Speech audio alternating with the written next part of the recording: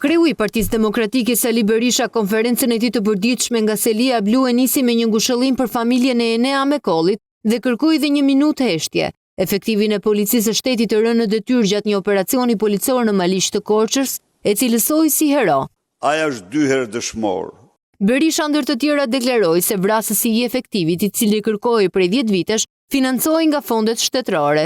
Vrasësit, i cili kishte 9 vite në kërkim, gjoja në kërkim, dhe që financohej nga fondet shtetërore.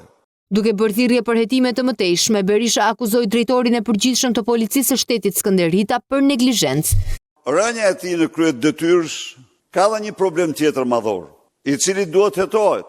Është shumë e vështirë të besohen komunikatat e kreut të policisë, i cili me to kërkon me çdo kusht.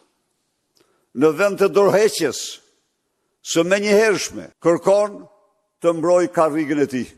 Një koment Berisha e pati edhe për protestat e vazhdueshme për Zvërnecin, duke theksuar se Partia Demokratike respekton çdo protestë qytetare, por opozita ka agjendën e saj. Qytetarët e lirë kanë të drejtën të protestojnë për çdo gjë që ata e gjykojnë të arsyeshme. Partia Demokratike ka agjendën e saj të protestave. Në mbyllje të deklaratave të tij, Berisha theksoi se hetimet ndaj Akshit janë të pashpresa dhe akuzoi kryeministrin Rama se po bën rolin e një avokati për shkak të konfliktit të interesit në këtë çështje.